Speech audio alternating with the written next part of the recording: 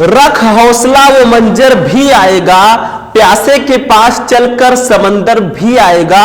यूं थक कर ना बैठ ऐ मंजिल के मुसाफिर, यूं थक कर ना बैठ ऐ मंजिल के मुसाफिर, मंजिल भी मिलेगी और मिलने का मजा भी आएगा। Hello students, welcome back to my channel Shubham lecturer, myself Shubham Goswami. आज का ये वीडियो क्लास 12 हिंदी का सबसे इंपॉर्टेंट वीडियो है।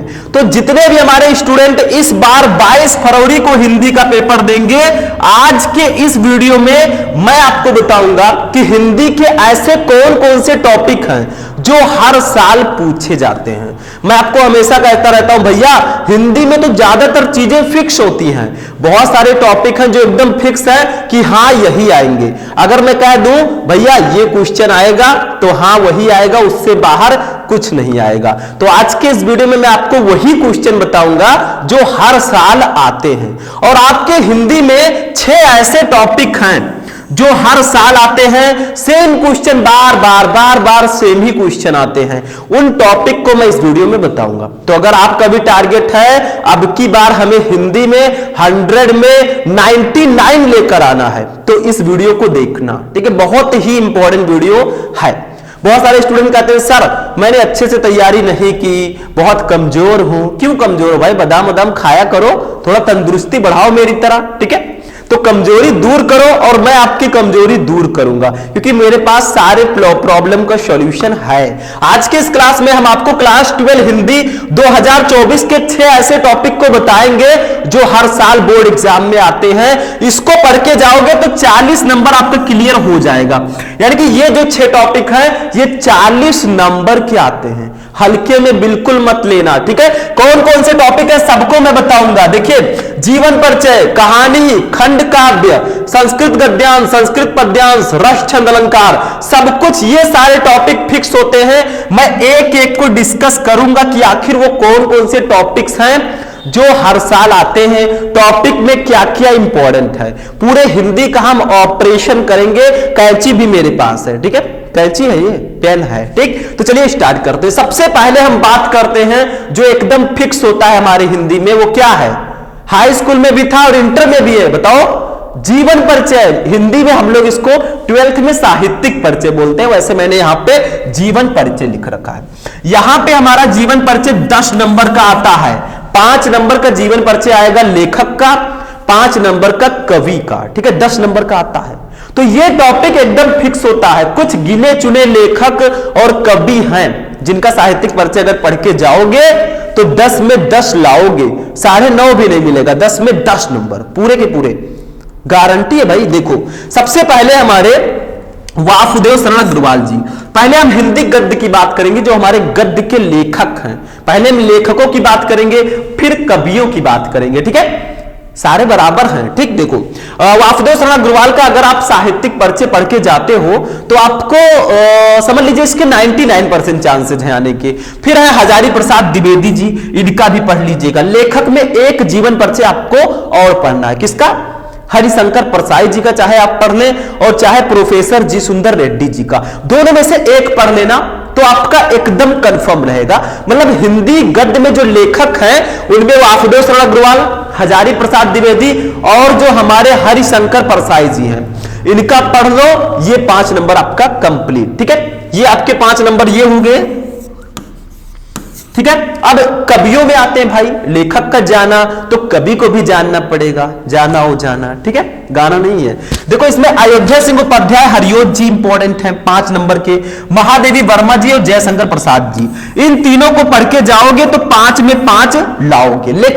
लेकिन बहुत सारे स्टूडेंट कहेंगे सर कहीं कहीं आपने महादेवी वर्मा, जयशंकर प्रसाद और रामधारी सिंह दिनकर बताया है, वो भी सही है, उसको भी पढ़ के जाओगे तो भी आपको नंबर मिलेंगे। देखो, कवि में ज्यादा कवि हैं, ठीक है, तो इनमें 3-4 पढ़ लेना। जैसे अयोध्या सिंह उपाध्याय, हरिओद, महादेवी वर्मा, जयशंकर प्रसाद और रामधारी सिंह दिनकर जी को पढ़ लेना। मतलब 4 पढ़ लोगे तो आपका एकदम फिक्स रहेगा, कोई कंफ्यूजन नहीं रहेगा। कंफ्यूजन बिल्कुल मत रखिए। मेरे कहने का मतलब है जो भी पढ़े एकदम फिक्स करके जाएं, आराम से भाई मैं आ गया बोलो, ठीक है, सीना तान के जाइए, ठीक। तो ये हमारे जीवन परिचय में इंपॉर्टेंट है। लेखक में मैंने 3 बताया, वासुदेव शरण अग्रवाल, हजारी प्रसाद द्विवेदी और हरिशंकर परसाई। कवि में हमने अयोध्या सिंह उपाध्याय, हरियोध, महादेवी वर्मा और जयशंकर प्रसाद जी को बताया। इतना पढ़ के जाओगे 10 में 10 लेकर आओगे। अब आप लोग कहेंगे सर जी सिर्फ यही जानने से थोड़ी ना होगा, कैसे लिखेंगे इसको? तो सर्च करो भैया, क्या कर रहे हो, क्लास 12 हिंदी इंपॉर्टेंट जीवन परिचय शुभम लेक्चर, वीडियो मिल जाएगा। कैसे लिखना है, किस प्रकार से लिखना है सेम टू सेम, ताकि हमें 5 में 5 मार्क्स, 10 में 10 मार्क्स पूरे मिले, वो मैंने आपको पहले ही बता रखा है पार्टिकुलर वीडियो में। ठीक है, मेरा इस वीडियो को बनाने का पर्पस है कि आप उन टॉपिक्स को जान सके जो हर साल आते हैं। ठीक है, बहुत सारे स्टूडेंट कहते हैं सर मैंने बुक को खोला ही नहीं है, कुछ ऐसा बता दीजिए जिससे हम पास हो जाएं। उन्हीं के लिए ये स्पेशली वीडियो है। ठीक है, अब देखो पहला टॉपिक हो गया, 10 नंबर क्लियर हो गया, 40 नंबर आपका क्लियर होता है। अभी मैं आगे बताऊंगा। जीवन परिचय हो गया भैया, आगे बढ़ते हैं। ठीक है, देखो कहानी, जीवन परिचय के बाद कहानी एक ऐसा टॉपिक है जो हर साल पूछा जाता है। इसमें 2 कहानी बहुत इंपॉर्टेंट है, एक पंचलाइट एक बहादुर। ये भैया 5 नंबर का आता है। कितने नंबर का? 5 नंबर का। एक है पंचलाइट कहानी, दूसरा है बहादुर। जो आप लोग हैं बहादुर है ना, ब्रेव जिसको बोलते हैं इंग्लिश में। ठीक है, देखिए पंचलाइट और बहादुर जो आपका है, ये कहानी बहुत इंपॉर्टेंट है। इसमें 2 चीजें होती हैं, एक कहानी के 2 पहलू हैं, एक है उद्देश्य, दूसरा है सारांश। मतलब जब आप इसको पढ़ेंगे तो सबसे पहले आपको पढ़ना है उद्देश्य, उद्देश्य मतलब पंचलाइट कहानी का उद्देश्य हो गया। ठीक है, और दूसरी चीज आपको पढ़नी है सारांश। क्या? सारांश मतलब उद्देश्य पढ़िएगा, what is the purpose of Panchlight story, क्या पर्पस है, क्या उद्देश्य है, उसको पढ़ना है। फिर सारांश को पढ़ना है, पूरा मीनिंग आपको बताना है। कहानी को मैं आपको ऑलरेडी बता चुका हूं, कहानी एकदम सिंपल होती है। कहानी क्या होती है? जो हमारी दादी माँ सुनाती थी, एक था राजा एक थी रानी। ठीक है, ऐसे वाली। यहां पे राजा रानी नहीं है। पंचलाइट में पंचलाइट है, बहादुर मतलब गुलरी है, मुनरी काकी है, गोधन है, गाना है बढ़िया, फनमरे सनमरे। ठीक है, सुना होगा। बहादुर में आपके बहादुर भैया है, नेपाल से आए हैं, 12 से 13 साल का लड़का है। निर्मला जी है जो उसको नौकरी पे रखती है। देखिए मैंने आपको सारांश बता रखा है, सर्च करो पंचलाइट कहानी का सारांश शुभम लेक्चरर, वीडियो मिल जाएगा। ठीक है, सब कुछ मिल जाएगा, ढूंढोगे तो मिल जाएगा, नहीं तो कुछ नहीं मिलेगा। ठीक है, जब तक आप प्रयास ही नहीं करोगे, जैसे आप बोर्ड एग्जाम देने जा रहे हो, आप ट्राई ही नहीं करोगे 95% लाने का, कैसे ला पाओगे? बिना इफर्ट के कुछ नहीं होता, बिना इफर्ट के आप कुछ नहीं कर सकते। प्रयास तो आपको करना ही होगा, इसीलिए हमेशा प्रयास करते रहो, कुछ बड़ा सोचो। छोटे मोटे काम के लिए हम पैदा नहीं हुए हैं, हमें कुछ बड़ा करना है, समथिंग बिग। ठीक है, आगे बढ़ते हैं हम। इसका भी 5 नंबर फिक्स हो गया। पंचलाइट कहानी और बहादुर कहानी का सारांश और उद्देश्य पढ़ लो भैया, 5 नंबर फिक्स। ध्यान से समझ रहे हो ना, नींद तो नहीं आ रही है? जिसको इस समय नींद आ गई समझ लो वो पढ़ाई नहीं कर रहा है। ठीक है, ये ध्यान रखिएगा। जो सोशल मीडिया है, फेसबुक व्हाट्सएप चैटिंग सैटिंग, इसको छोड़िए कुछ दिन के लिए, कुछ दिन के लिए, जब तक बोर्ड एग्जाम आपका नहीं हो जाता। क्योंकि आपके टारगेट में जो भी बाधाएं हैं उनको अवॉइड आपको करना होगा। क्योंकि बाधा रहेगी, आप सड़क पे जा रहे हैं, कोई पेड़ गिरा हुआ है, उस पेड़ को जब तक हटाया नहीं जाएगा आपकी गाड़ी आगे नहीं बढ़ पाएगी। वही चीज यहां पे आपके लाइफ में भी है, जब तक आपके लाइफ से आपकी बाधाओं को नहीं अवॉइड किया जाएगा, आपकी भी गाड़ी आगे नहीं बढ़ पाएगी। ये ध्यान रखिएगा। ठीक है, लाइफ में आगे बढ़ते हैं। नेक्स्ट फिक्स टॉपिक है हमारा खंड काव्य। भैया 5 नंबर का आता है। अब बहुत सारे स्टूडेंट कहते हैं सर जी बताइए क्या इंपॉर्टेंट है खंड काव्य में? अरे ये आपके जिले में अलग अलग होता है मेरे यूपी योद्धाओं, जैसे हम उत्तर प्रदेश से हैं, आप जिस जिले से हैं उसमें खंड काव्य अलग होगा। कुछ जिलों को एक ग्रुप में रख दिया गया, जैसे गोंडा, बहराइच, इनको ऐसे रख दिया गया, बाराबंकी। ठीक है, ऐसे रखा गया है।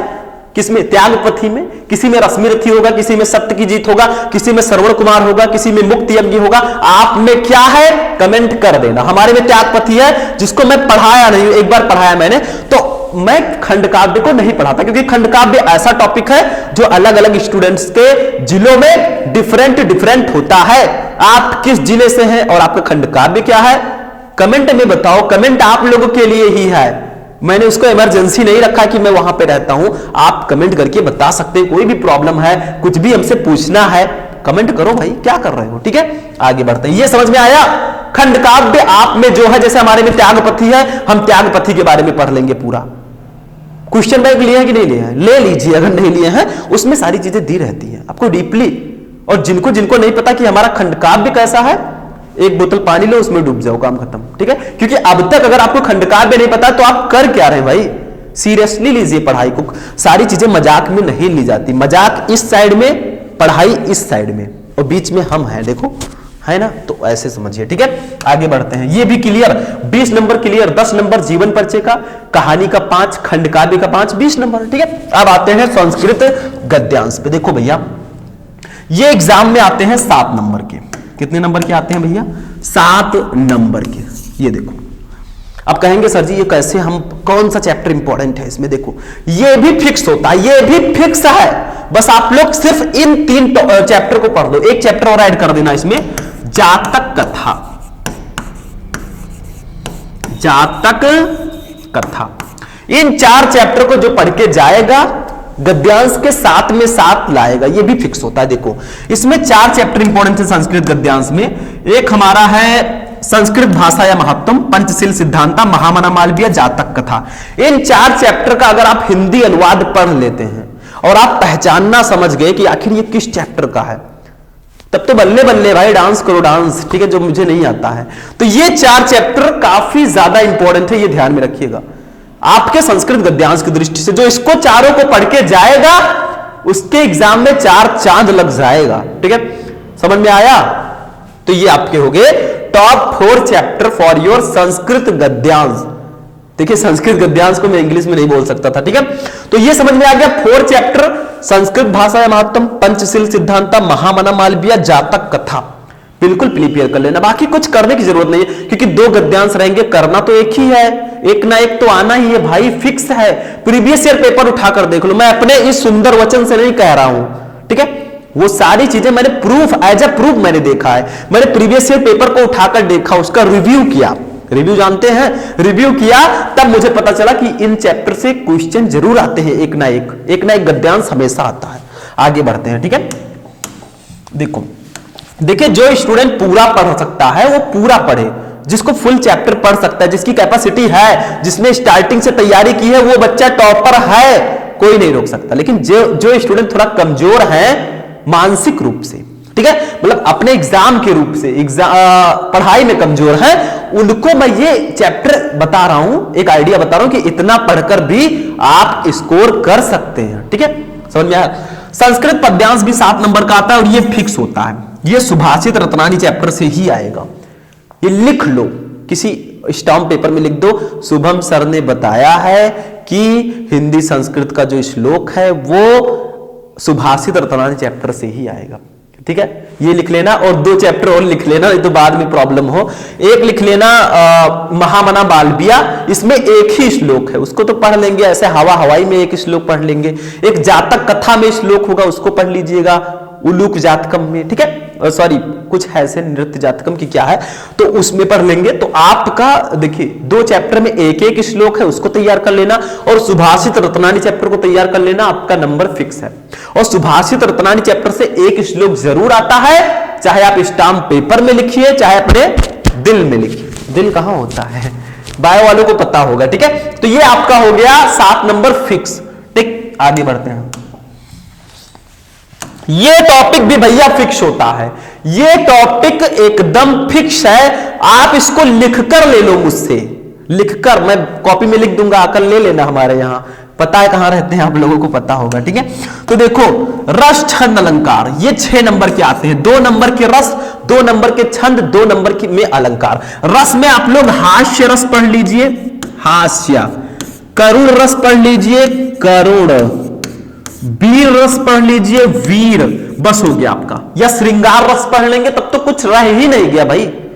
ठीक है, तो ये आपका 2 नंबर ये क्लियर करा गए। ठीक है, अलंकार, छंद में क्या क्या पढ़ना है? छंद में दोहा हो गया, दोहा, चौपाई, 4 पाई मत समझिएगा, चौपाई, कुंडलियां, कुंडलियां, उसके बाद में एक और है हमारे भैया, उनका नाम है सोरठा।